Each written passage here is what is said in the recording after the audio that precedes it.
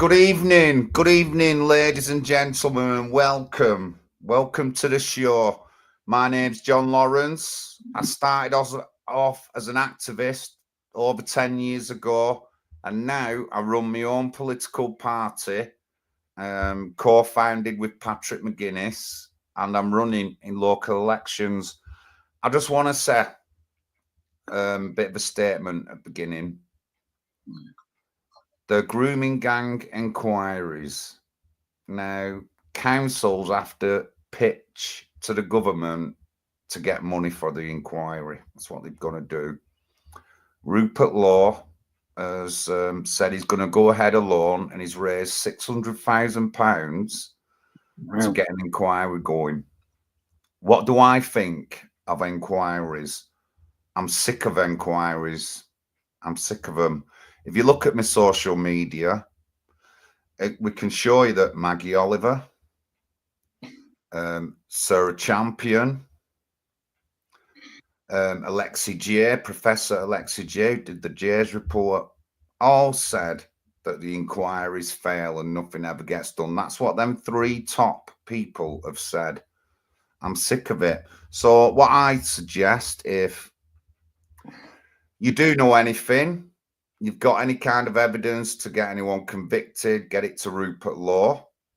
Go forward from there. If you've got evidence of previous arrests and people who've convicted, this is what I've got. A couple of names of people who've convicted, and one of them was running in running to be elected in Oldham. I'm going to see if I can do my own tracking and find these people. But no, all information, if you've got any, if you're a victim, a survivor, if you're an ex-councillor or anything, I'm suggesting you get your stuff to Rupert Law. That's what you should be doing. I'm sick of inquiries.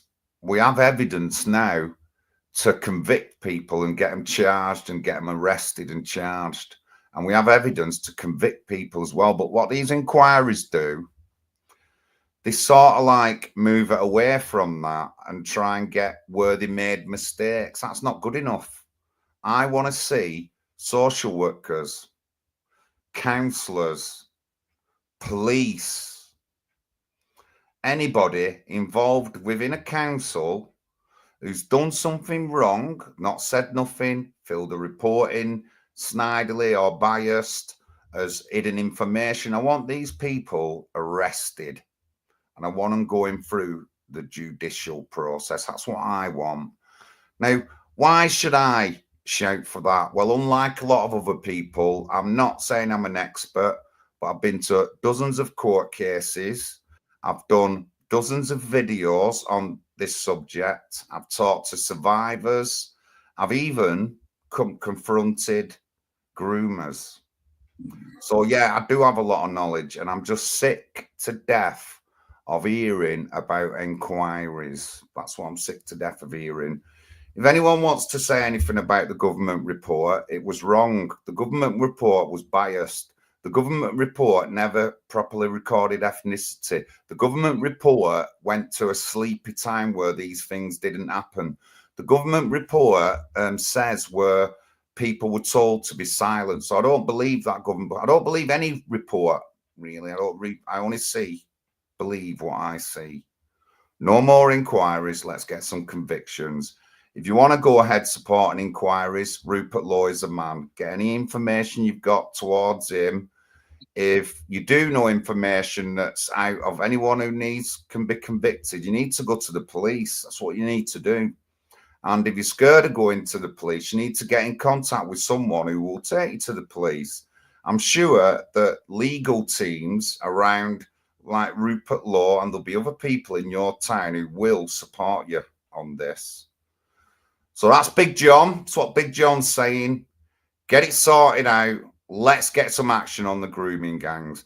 Right.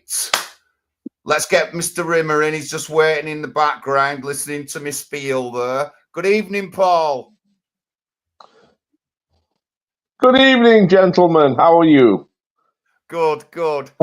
You're all right, Paul? I had to say Hi, Ashley. about the grooming gangs. 'Cause I'm sick of hearing about these bloody inquiries that never go anywhere. We need a proper inquiry. You know just as much as me how, like, where they just don't end it up anywhere. And if you heard me, the inquiry sort of like shifts it a little bit to where there's no convictions, and then they think they'll do better, and they've made mistakes and all that, instead of like saying, well, we're going to convict these people. Now, the last count, just late last year, there was 80 odd policemen in Rotherham area who were under investigation. It got dropped, all the investigations against them. But since then, at least 2 or 3 have been arrested and charged with facilitating child sexual exploitation. I can't remember the exact amount, but I want some convictions, mate, Paul. I'm just sick of the inability and inaction of people who are supposed to look after us. There's 2 things that I wanted to bring up now that you've mentioned that. That one is, I watched the Maggie Oliver on TV, and she says that we've got a government that doesn't want to do anything about it. So exactly like you say, what does an inquiry do? You've got a gormless government that don't want to do anything. So you're talking on deaf ears, aren't you? And the other thing is, I mean, it'd be interesting to know how many, because apparently Pakistanis, because that's what it's about, really. Pakistanis infiltrated a lot of areas, police, government, councils, whatever. They're all over the place. And how many of them that got arrested were actually Pakistani policemen? Well, that's what I mean. Ethnicity wasn't properly recorded in a lot of this. But ethnicity of the perpetrators on the victims. So there will be police, but we probably won't ever know the full amount because it's never been recorded in the first place. That happened in Rochdale, and this came from Gordon Brown down to the chiefs of police and people within the court system, not to record this ethnicity and just put them down as a perpetrator or whatever. But I just want to explain to people, of course, there is more white paedophiles in Britain because it is a majority white country, and 80%. So there's bound to be statistically.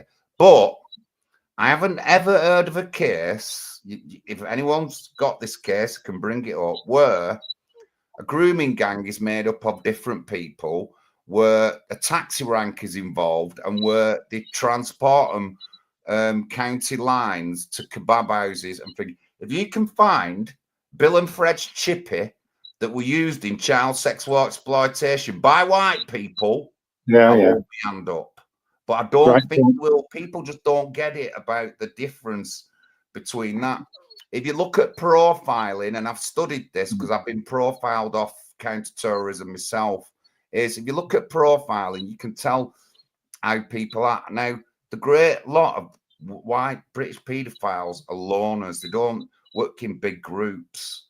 If they do, it's a family that work together. They don't work in massive networks within a little town. Their networks are bigger. It might be somebody in Birmingham and somebody in London and child images.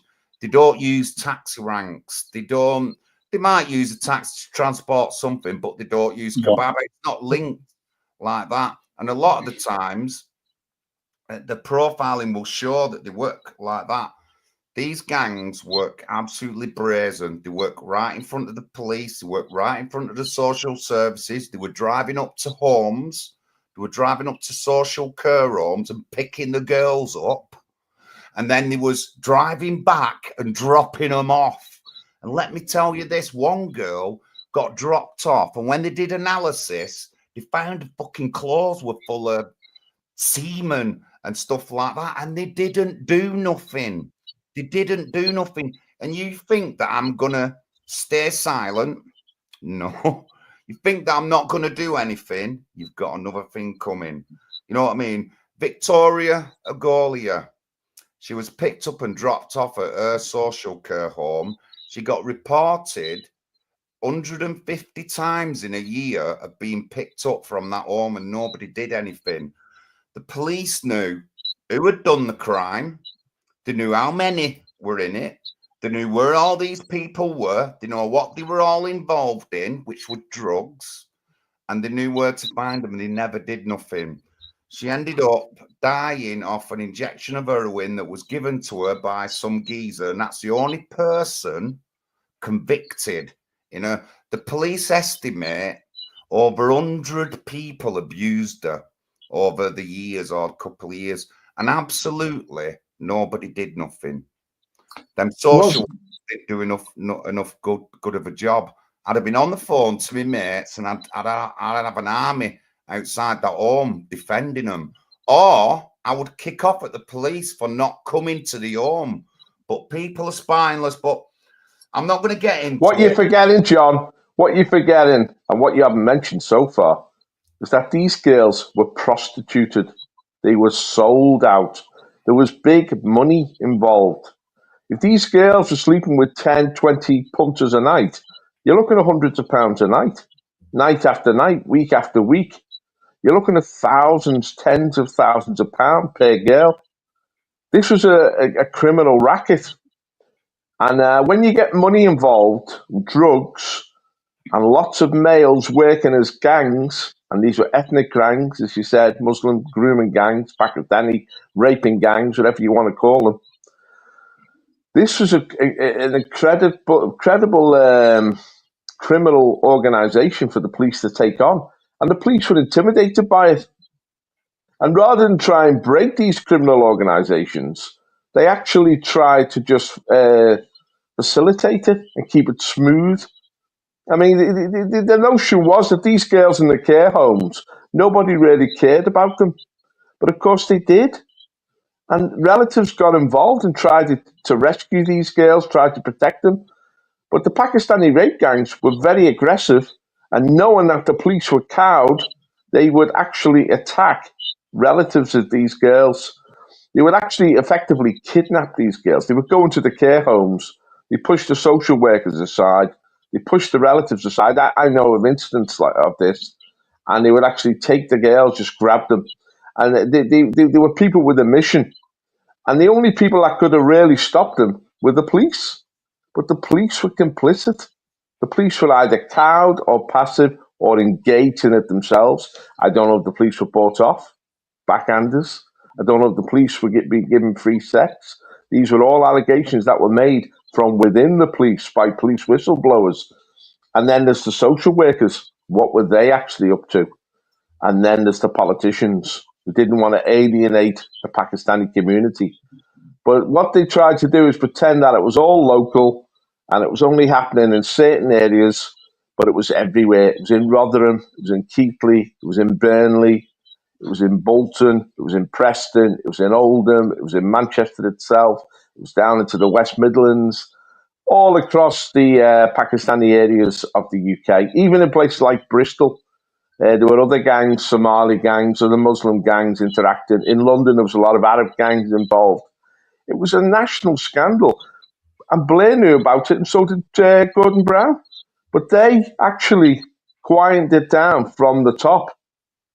Now, once it was exposed, the real scale of this, that it involved hundreds of thousands of young British girls, Labour panicked a bit.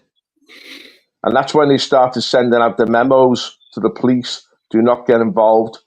But the media were complicit. The media knew about it.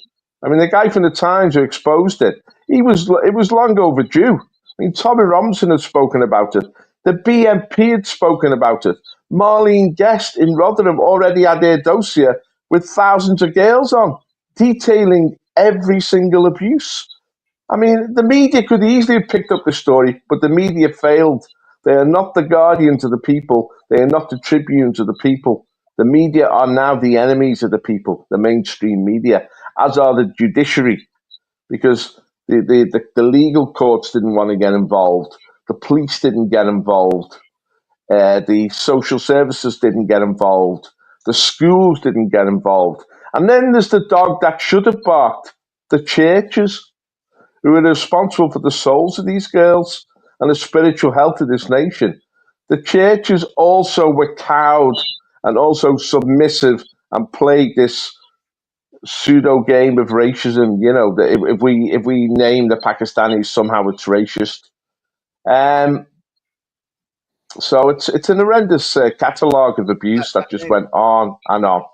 Let me just interrupt. I just want to say hello to an hero of the National Housing Party United Kingdom, Mark Williams, an absolute hero of a guy.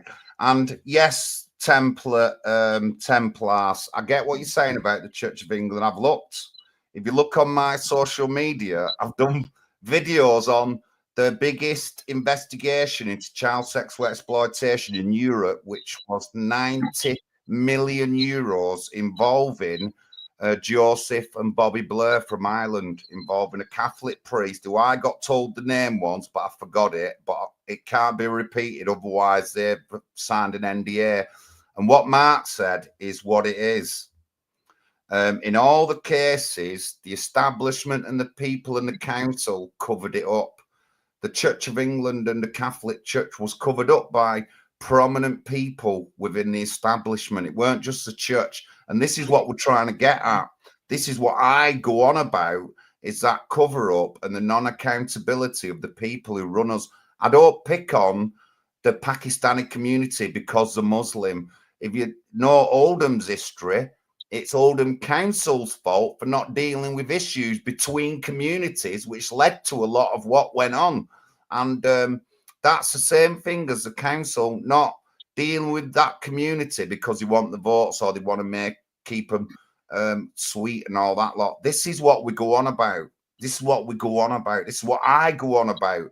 It's all over my social media. But you are right. The Catholic Church, they was covered up. Establishment, again, people didn't want it getting out because it would cause a lot of hassle. But I have, like I said, I've done videos on the biggest child sexual exploitation inquiry in Europe, 90 million euros over the Catholic Church. So there you go.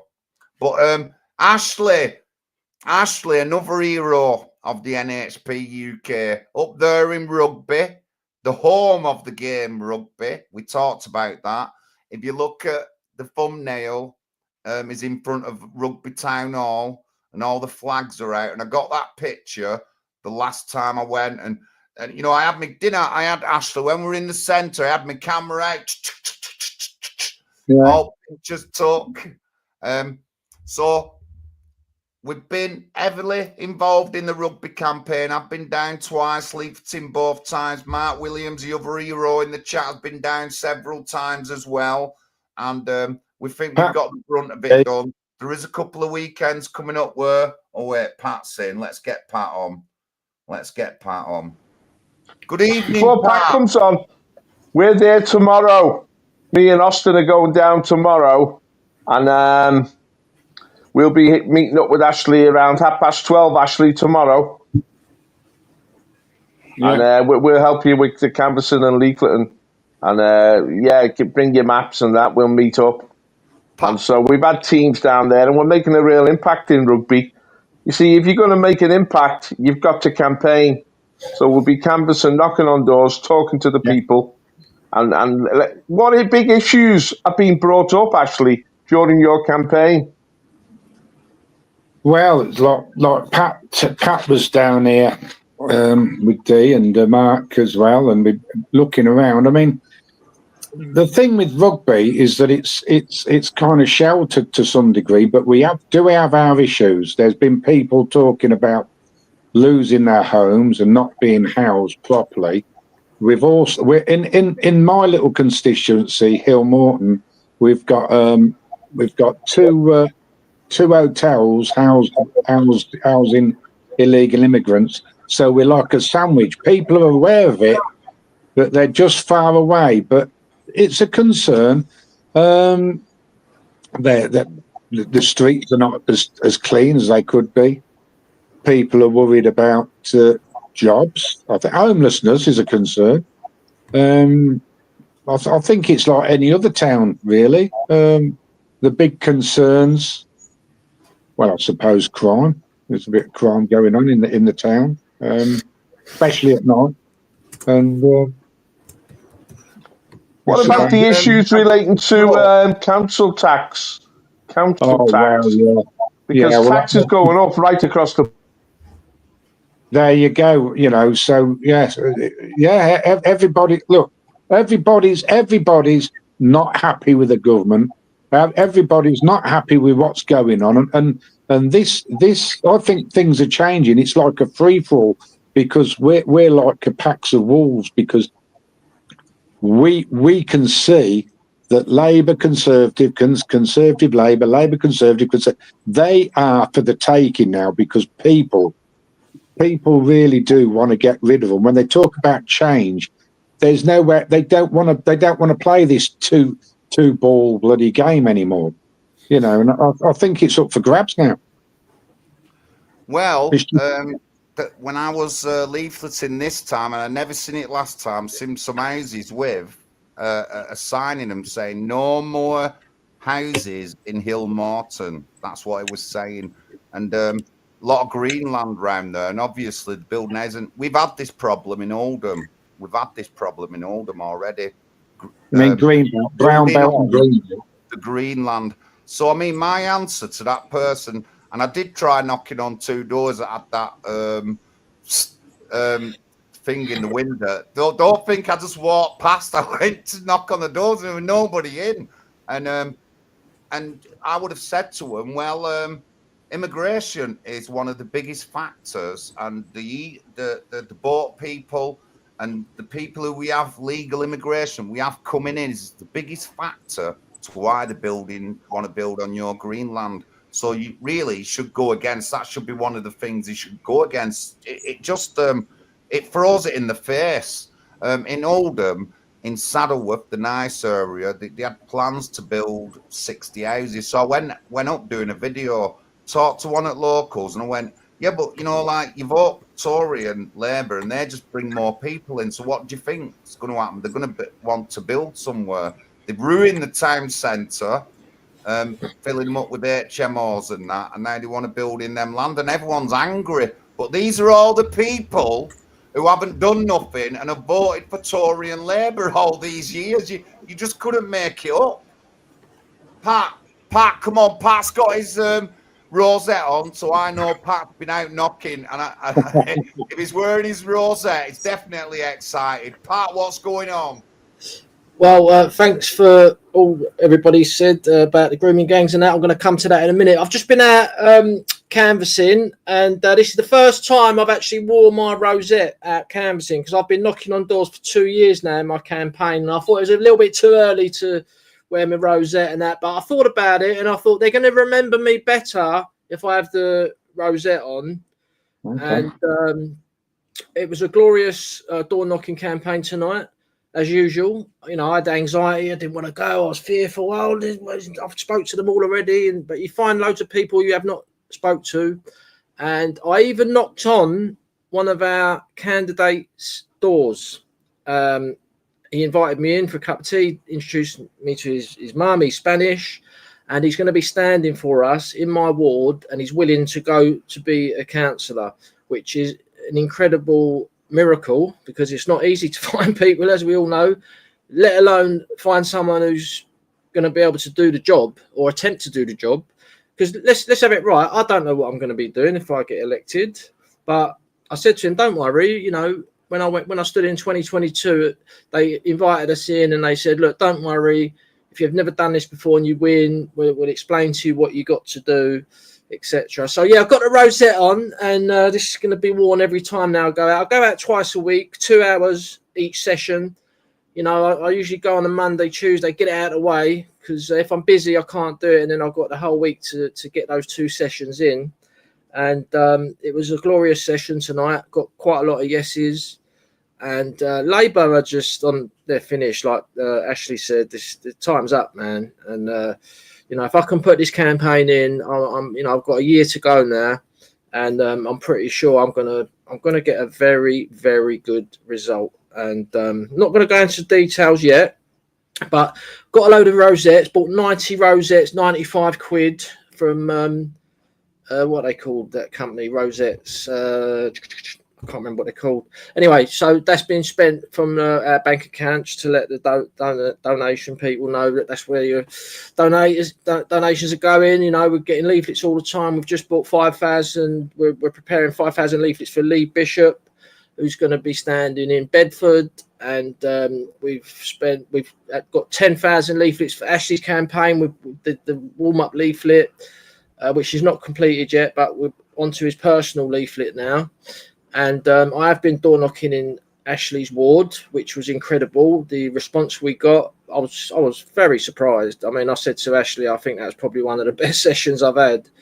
They knew who we was straight away. Yeah, we're voting for you. You know, they read the leaflet, saw the rosettes, and you know, it's been a team effort as well. Loads of people have been down there. We've got Paul Rimmer and Austin going down tomorrow. We've had Lee Bishop go up there, myself, John.lawwrence. You know, Ashley's mate John done a bit, and you know, it's a team effort. And just like to thank everyone involved, really. And you know, we got into it a bit late, so it's not going to be a spectacular result. But you know, we've stood someone this year. It's not easy to find people. Ashley's a hero for stepping forward to do it. You know, this is what this party's all about: standing in local elections. We're not going to change anything doing marches and all that. You've got to stand in local elections. The BNP proved that. Now, talking about the BNP, the grooming gangs we were speaking about earlier, you know, at the end of the day, there's all these people on GB News, all like Rupert Lowe, Reform people, they're all horrified at these, you know, no one's ever done anything. Well, the BNP did do something. The BNP did. And they got taken to court. Can you imagine how terrifying that must have been? And Paul would know. You know, they literally tried to put him in jail for standing up for these poor girls. And none of these other parties, none of these people, Farage and all that, they didn't gather around the BNP and support them. They called them racist as well. That's what happened. You know, and it makes me angry. You know, they all keep saying, "Oh, no one done nothing." Well, they did do something. Paul Rimmer was in the BNP when they exposed it, and they're all heroes, every single one of them.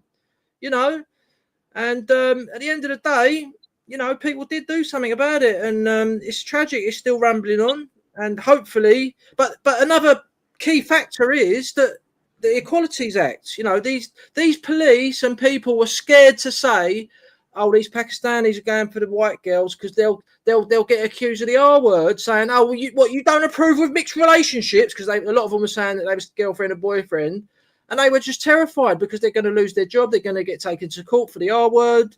And you know, these race relations acts, which were brought in the 70s, have destroyed our country. And one of our policies is to scrap the Equalities Act, which includes all of that, and make it legal to be British again.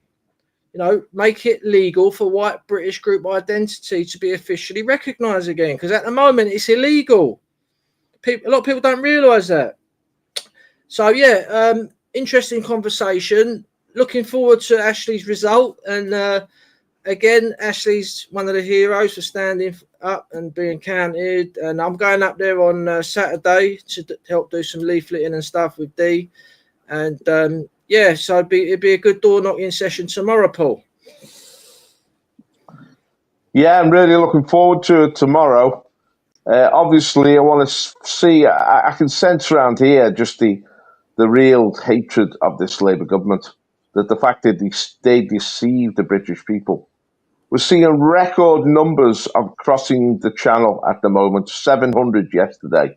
Yeah. Record numbers of immigration into this country. Immigration has gone up 20% over the past year since Labour came to power last July.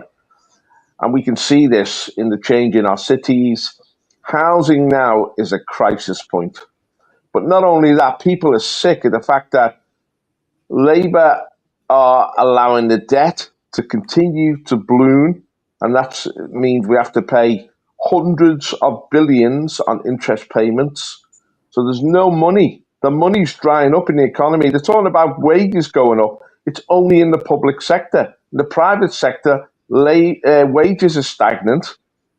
The job opportunities are drying up. We've just seen the unemployment figures. They haven't gone down at all from their peak.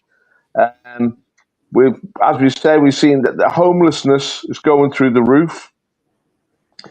And now all the time, they want to put taxes up, national insurance contributions are going up, it's hitting small businesses. Big investors are pulling out because of this net zero. It's adding costs to industry and to business. People are sick of the taxes rising. There's over 12,000 millionaires have left London in the past year just to get out because they want to avoid these taxes. And these include billionaires and people with over £100 million who really do pay taxes into this country. So there's a shortfall now in the income the government are receiving. And of course, we're seeing councils go bankrupt because they can't afford their obligations to pensions and within the system. Councils are being badly run. There's a huge amount of waste and fraud. And on top of all this, they're bringing in the immigrants and they're imposing themselves on our social services and welfare state, and we just can't carry the weight. So what are the government doing? They're sending 5 billion out to this senseless war, pointless war in the Ukraine. Why are we financing this war? It's absolutely insanity. And we're just seeing that they're now sending hundreds of millions out to the Sudan, the Sudanese civil war. I mean, and they're taxing the farmers, they're hitting our food producers. This tax on the farmers is going to cripple their heritage. It's going to break up their farms. It's a disaster. The farmers are living in fear in this country. What is this government doing? Everything it's doing is going the wrong way, and people are suffering. They're not addressing the issues. Everything they're doing is multiplying the difficulties for the British people and for anyone who's come to settle here. It's absolute insanity that's going on. We've got no faith in Starmer or Rayner or David Lammy or any of the leadership. None of them speak any sense whatsoever. So there's anger on the doorstep, and I'm predicting that there's going to be a meltdown in Labour support, that Labour are going to lose hundreds of councillors. And this is an opportunity for reform, but also for the marginal parties who are raising these issues. We've got to have local representation as well. We've got to have local voices raised. And we need to address the hard issues as well. We can't duck them. And this is where we come in, the National Housing Party. We're not afraid to say no more refugees. No more refugees. The whole thing has been brought into disrepute. No more permanent settlement immigration into Britain. We've had enough. We've had more than enough. We've got to get rid of the illegal immigrants. That's going to be one hell of an ordeal. But we've got to reduce the burden that these people are imposing on the British people. It's insane. We've got to put local people first for housing and for services. And the idea that these people can just come in through foul means, and legitimate ones, and impose themselves on our welfare state, that's got to come to an end. So we're not going to be intimidated by this government. This government now is trying to police what we say, what we think on the internet and in the media. They'll start to prosecute people who are speaking out on these issues. But it's not going to intimidate anybody because we have the people with us. And it's people like Ashley Morgan standing who give the British people an opportunity to express their discontent.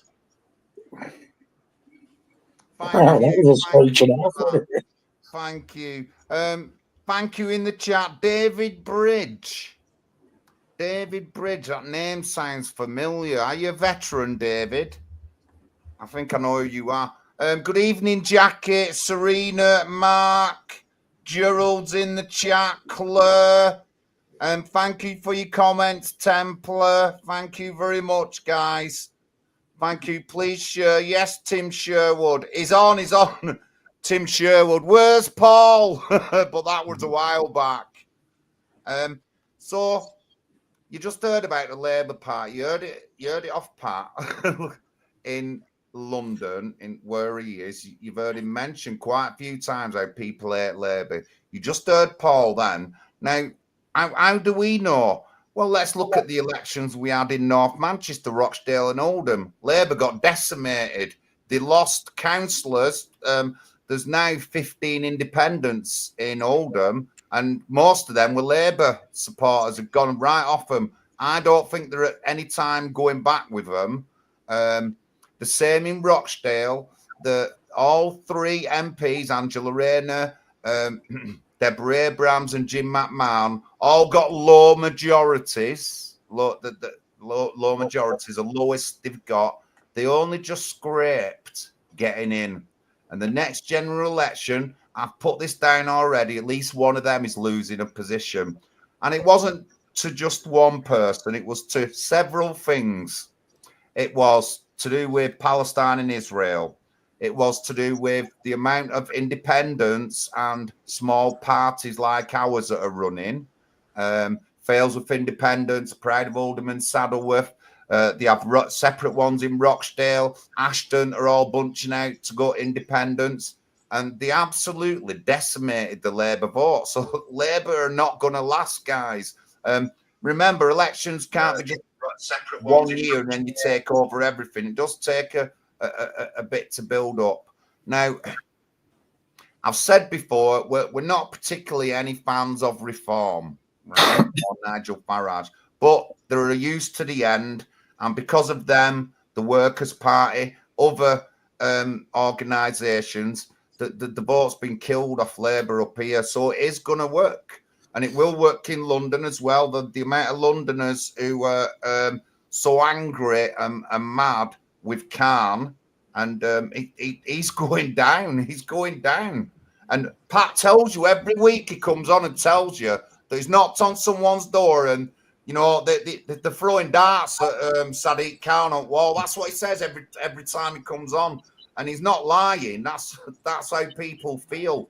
You know, down in London, John, the Green Party have just won a seat off Labour with a massive about turn in the polls. You know, they got over 50%. The Green Party are going to hit Labour hard. Labour's being hit from the left and from the right and from the centre. And of course, there's no rally behind the Tory party.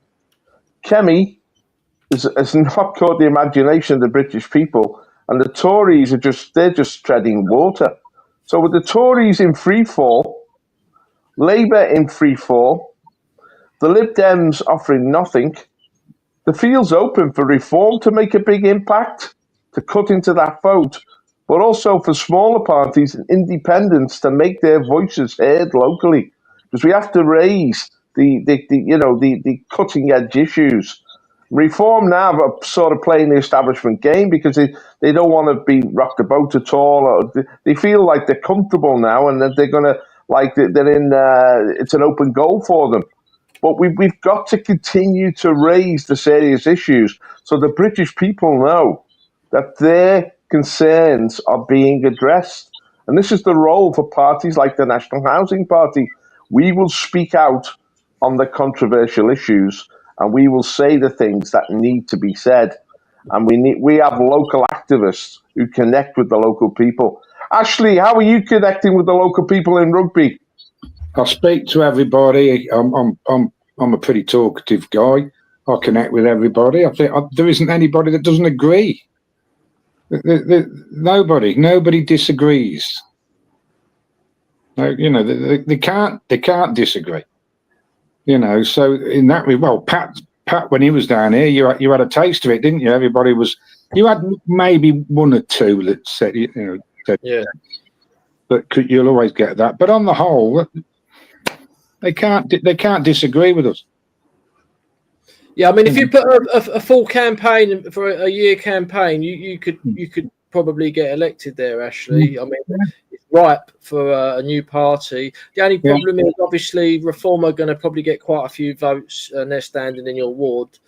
So, you know, what are you going to say on the doorstep, Paul, if they say they're going to vote for Reform? I'm going to say we need other voices. Reform will have this temptation just to conform with the status quo so they don't face any criticism. You can't have that in politics. I've noticed they've got a tendency towards that. Obviously, we welcome anybody who switches from Labour and Tory to another party. We need to break this status quo, the stranglehold the Lib Lab can't have on British politics. They've got a Well, monopolisation of it. Yeah, one good thing Ashley's got going for him is he's a local lad. He's born and bred in Rugby.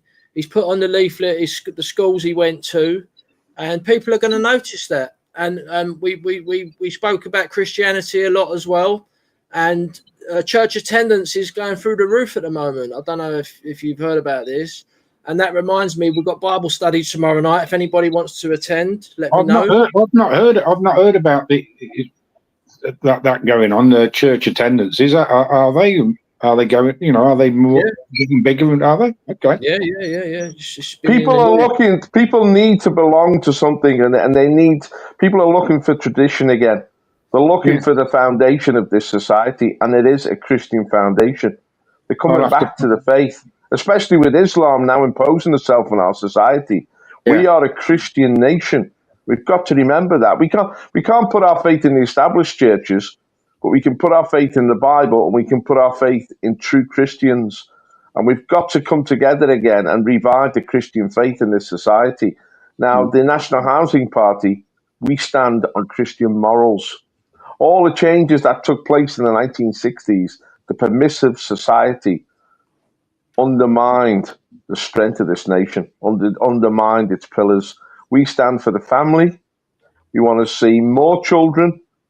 We stand against abortion, against sexual perversion, against the breakup of families through easy divorce. We want people to commit to each other again, and parents to stay together in order to raise godly children. That's how you develop a healthy society. We've got to have a holistic approach to this. We've got to see how we can rebuild Britain, because since the 1960s, when the progressive left took over and the Tories fell into line, we've seen the decline of Britain. We need revival. It's 2 minutes to midnight, even a minute to midnight, but we don't want it to go over the edge. We're seeing that these foreign communities are getting power in local councils. We've got to challenge them there. We've got to give the British an option and a voice, but we've got to say to the British as well, wake up, guys. Join the fight back. Join the battalions. Now, a lot of people have joined Reform, 225,000 supposedly, but Reform is, rather than invigorating the British people, inspiring the British people, is controlling people, is re-engaging with cancel culture. It's trying to weed out true patriots and everyone to be this sort of liberal softy. No, we need a bit of edge. We've got to have some courage. We're not going to take our country back unless we've got some bravery, unless we've got a bit of heart. This is what the National Housing Party represents. We have the courage to speak the truth. Now, I've been in court. Other people have been in court being charged with breaching political correctness, so-called hate speech. No, it wasn't. I just spoke out my love for my people and my nation, and I won 3 court cases, and other people have won court cases, because we believe in free speech and we believe in patriotism, and we're not going to be intimidated by the establishment, the legal establishment, or the political establishment. We're going to speak out the truth in boldness. We use our own names. We put our neck on the line. We put our head above the parapet. And that's how we're going to win in this country. We can't do it through the back door. We've got to rise up as a people. And we have got to be the trigger, the catalyst for the fight back in Britain. Pat? Yeah, that reminds me, Paul's aware of this, but they've put pressure on 2 free speech platforms. You've got BitChute, which has been around for quite a while, and then you got Gab. Gab was kind of like an alternative to Twitter, but more free speech on Gab. And the British government, Starmer's government, basically were demanding for them to hand over all the details of all their users to the British government. Now, BitChute and Gab said, no way, we're not going to do that. And I'm not sure the ins and outs, but they basically they did it themselves. They've closed their sites down in the UK because the British government were basically about to take them to court or something. I don't know, but the clampdown's getting quite serious now. I mean, those two platforms have been around for a long time, and I had accounts on both of them, so you can't access them anymore. So that's still like they're closing down the internet, guys, and you know they're trying to do it to X as well, with yeah. And I hate to say it, well, to Apple they did it too, didn't they? They said that all the Apple devices have got to give their information to the British government.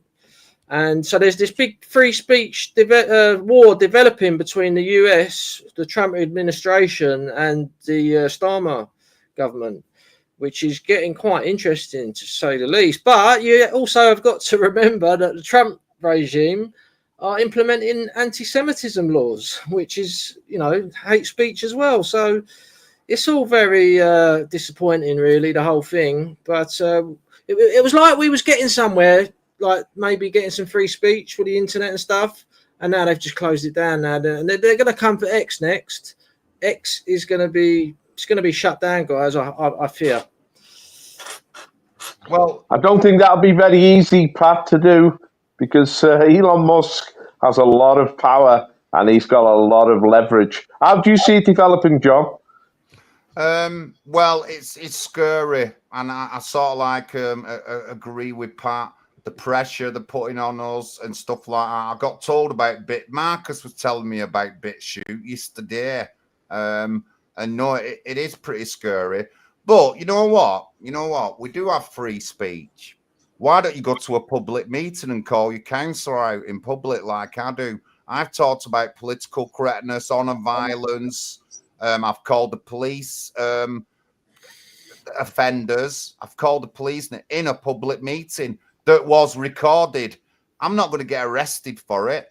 And that's what you should do. If you want to get to a public meeting, if you live in Manchester or Oldham, contact me. I'll back you up. I've been to several MERS question times, all recorded, and I say what I think and I say what I want. No one can say anything to me. I'm not going to get arrested or locked up, but you call them out in public. You go to the public meetings. We have to engage with these people. For years, we've just stayed silent and left them to run us. No, it's not good enough. We have to engage with them. That's what we have to do. And if it means going I've spoken out, John. I've spoken out for 25 years in boldness on a lot of issues. Now, I've had 3 court cases and I've had threats, but I've won them all. Now, you can speak out. Sometimes you don't incite violence. You don't use defamation. You don't lie. I speak out in the spirit of truth and the spirit of justice as a Christian.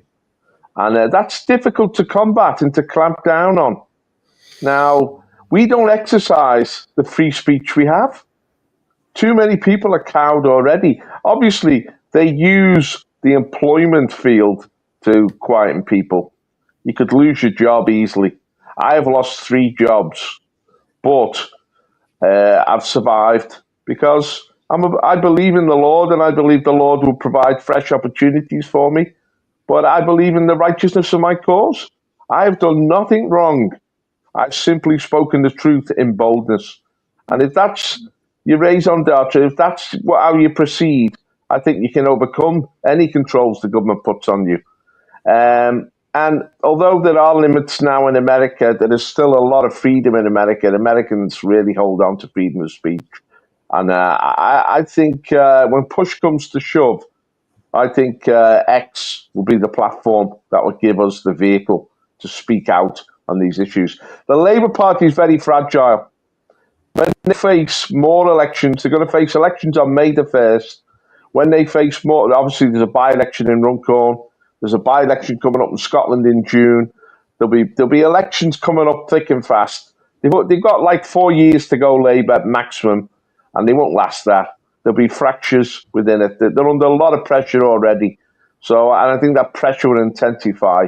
And I think there'll be opportunities to actually undermine this government.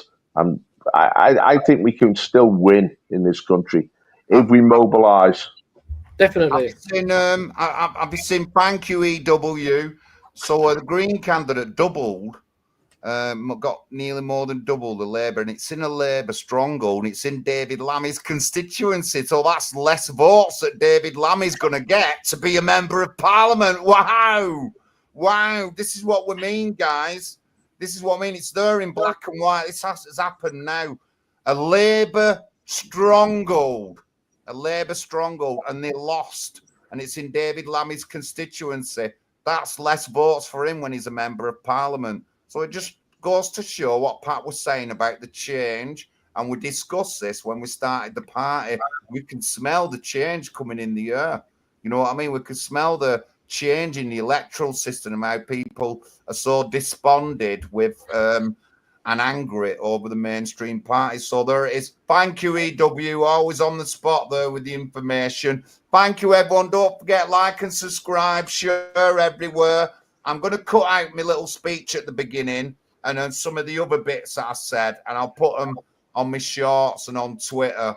And I've just been flicking my link to Twitter as well. And I want everyone to hear what I said because, you know, I've had enough, me.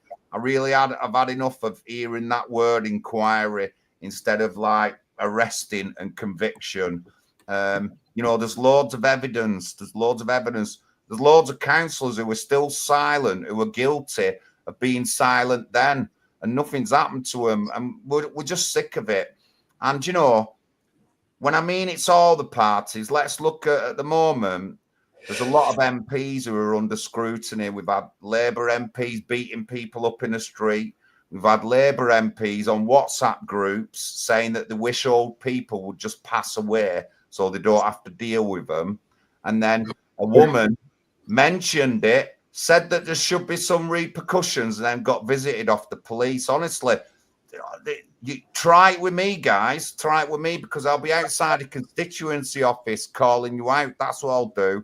And it's not just Labour. The Tory MPs are just as bad over the years. And in Wakefield, Imran Khan, while he was under investigation, got put on a child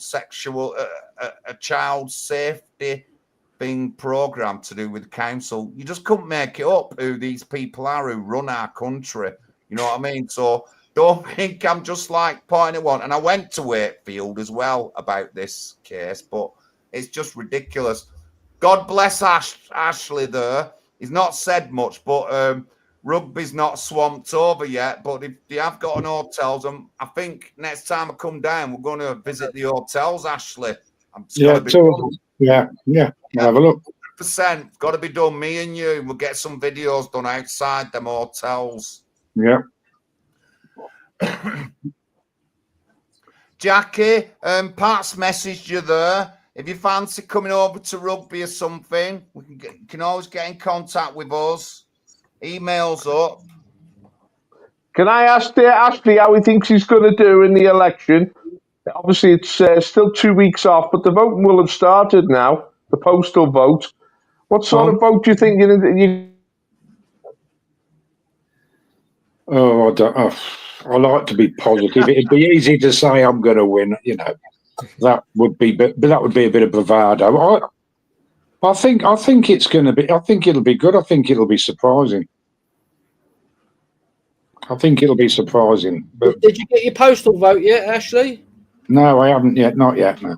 Yeah, so you should get it next few days. Or, you know, they probably went out about a week ago to some people. Yeah, I'll check again. I'll check again tomorrow. I'll check every day now. Yeah. Yeah, because it'd be nice to see your name and the party name on the ballot and our emblem on there. Yeah. And we'll get a picture of it and put it on social media. But anyone else watching and they're interested in standing in local elections next year, please get in touch with us. Join the party. £22 a year if you're working, £11 if you're unwaged. Yeah. You know, you can donate to us. You know, even just come leafleting with us is a big help. And anyone in the Midlands area, we're going to be in Rugby next few days, campaigning for Lloyd Ashley Morgan. What I will say is that I do think that Reform is going to be the one to beat, really. Yeah. I mean, if you got more votes than Reform, it would be like the biggest victory ever in history. But I doubt that's going to happen. But you never know. You never know. It depends how much people you talk to and things like that. And if we manage to get your leaflet to every single door, because people got to understand, we did start quite late with this campaign. We only met Ashley around Christmas time, and we had to rush to get his leaflet done, and and get his ward leaflet. The paperwork went all smoothly. I'm loving it. I'm confident. I'm loving it. I'd love to know more about do you feel like you've learned something already, Ashley? Yeah, I do. Yeah, I'll tell you what I've learned about myself. Yeah. I learned. You mentioned something a few minutes ago about that I keep quiet because I'm new to all this, but I'm listening. I'm learning from you guys. So while I've been in rugby, I've leafleted a particular area that I started off, and this time I had the sheets with me with the address because it can be a bit difficult because there's some farmhouses. The first time I leafleted, I was unsure if I got the correct amount of houses, but this time I took the paperwork with me, so I knew I was getting every house. And there was one house I come to. There's no post box, an electric gate, and there's a Union flag right in the corner of the fence with the electric gate. There's no post box, and it's not on my sheet. The number of this house is not on my sheet. I'm just trying to think why. And so I stood outside it and I was looking at my paperwork, and the guy answered me on the automatic buzzer comm, and it's just that's not the address. His mail goes somewhere else, but he came to the gate because I commented about his Union Jack, and he'd heard the leaflet had been shown to him by somebody else in the area. Brilliant. Watching it, and he had a bit of time. He had like 5-10 minutes talking to me, and I tell you, when he went away, he's definitely voting National Housing Party. I tell you honestly, just 5-10 minutes talking to me.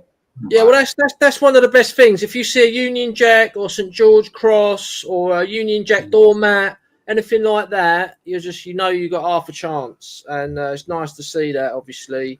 But we've got another activist going down with Paul tomorrow, and he's gonna, if he feels confident enough, he's gonna have a little go at knocking on the doors or speaking to the public as well. It's all a learning process. We're not professionals. We're just trying our best to save our country. We're Christian, we're nationalist, and we're doing the right thing. We're all heroes, every single one of us, and just like to thank Ashley for standing. We're a grassroots movement. That's the key. We're a grassroots movement. The problem with reform is it's become a top-down movement. It's all about control, and you lose the energy. I mean, I hope reform does well. I want to see reform really give Labour a bloody nose. But we need to give the British people a true voice. Reform is engaging in this cancel culture. It's oversensitive to the media. It's taken on the form of an establishment party. It would certainly be preferable to the Lib Lab Con. But we've got to mobilise the British people. We've got to realise that politics is from the grassroots and it belongs to us. When you get engaged in these local campaigns, and you speak to people face to face, you see the reality of the country. This is true politics. Going to demos, being involved with big parties, it's all a bit of a game. But when you go to the grassroots and you meet the people and you see what the real issues are and how we can mobilize people from the bottom up, and we can make an impact.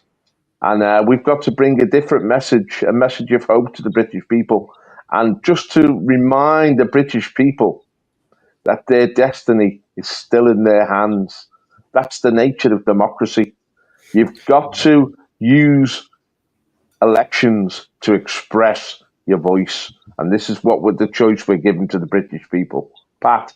Yeah, just one more thing before we go. I forgot to mention Mark Williams, the man who's doing the most leafleting. So apologies, Mark. Everyone's been going down there, but Mark's been there practically every other day down there, and he's really taken on the task.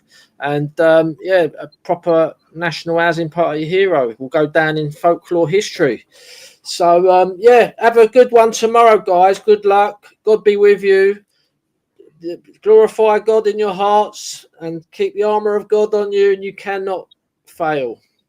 Listen, Mark's going on the executive committee. I'm telling you right now, and I said that the other day, Pat. He's going on the executive committee, 100%.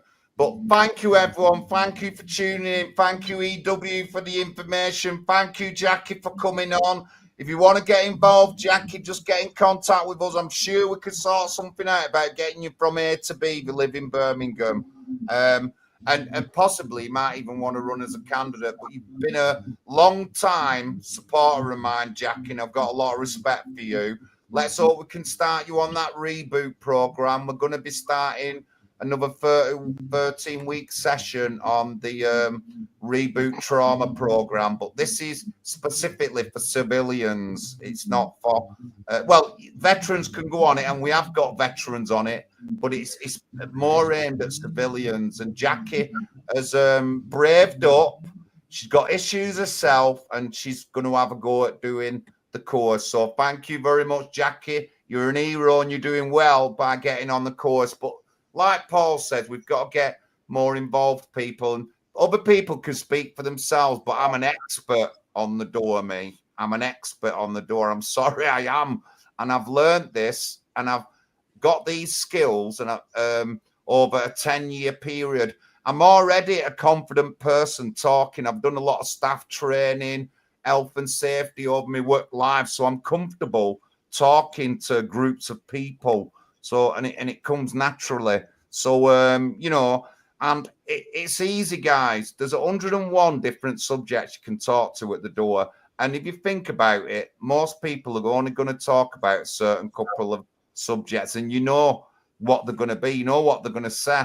Like I said, I'm down at, on election. I'm gonna stay an extra day. We're going to them hotels, Ashley. That's what we're doing. We're going to go to the hotels and get some videos done, and we'll try and get some information from around that area where people live. You know, it's what we don't see is what's happening at these hotels. And we got a freedom of information request to do with a Milton Hotel in Middleton, where there've been 3 or 4 violent scenes at the hotel involving knives, involving migrant versus migrant. And you don't see this. Nobody shows you these things. But we got a freedom of information request about crime at that particular hotel. And it had gone through the roof, guys. So, you know, and you don't see this. People don't tell you this. You don't see this on the media or anything. In Rotherham, what they didn't tell you about that hotel in Rotherham was the guys at the hotel have been going in people's backyards, trying to break into houses, harassing people in the street, stealing the shops, started getting thefts up. You didn't hear anything of that. And that's one of the major reasons there was a lot of trouble in Rotherham over that hotel. And I've been told that, like, officials knew, the police knew, they did nothing. They didn't address the situation. You know what I mean? And this is what happened in Oldham 20 years ago. I'm not making it up. The police and the council never addressed these situations. But anyway, thank you very much. Thank you to the hero in the stream tonight, Ashley. Thank you very much for coming on. Happy Easter to everybody. And I'll see you. Happy Easter, yeah, that's right. Resurrection. We've got 800 people viewing us at the moment. Well, we're gonna be a voice to revive this nation. We need to see a resurrection of the British nation. We're not finished yet. That's the message of Easter. Yeah, one more announcement. We're going to be having a conference in the PTSD camp in July. We haven't announced the date yet. It's going to be a massive day. All NHP UK and supporters will be attending this convention. A day's speeches and activities and get together. You know, we're going to have a church service on the Christian cross. To stop the night, do a bit of camping or something. You can if you want to. Yes. Yeah. So all your friends are welcome to come. Family friendly for children, and yeah, looking forward to that one. and it's at Bath, down southwest of England. Yeah, Norton St Phillips, guys. We're going to do it in July, and we will let you know. Or we'll have a post and an email will go out to everyone within the party. If you want to get more involved, there's our admin email at the bottom. Send me an email. And actually, we did get an email. I just want to go to this while I'm up. Just bear with me. Bear with me. We've got an email from someone.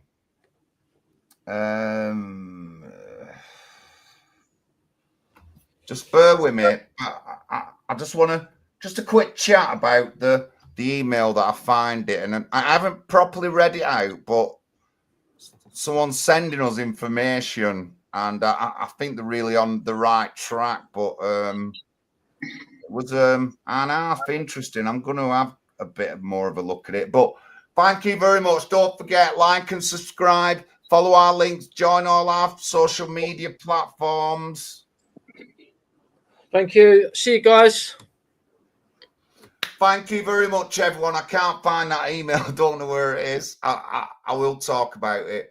But God bless everyone, and we'll see you next week. And a bit of a surprise next week, but I'll let you know when we do the stream next week. I'd like to see you call out these people at these meetings. I'd like to see how you do. Right. Well, I'll send you the links to the videos, and I'll send you the things. I'll send you the things. I'll send you the things. I'll talk about political correctness with Andy Burnham, and then I turned around and said the police are a national disgrace and might all be crooks and sex offenders. That's honestly, that's exactly what I said. But you're right, yeah. Thank you, Ashley. Thank you, everyone in the chat. Are you going to send it on WhatsApp to me? Yeah, I will. Yeah.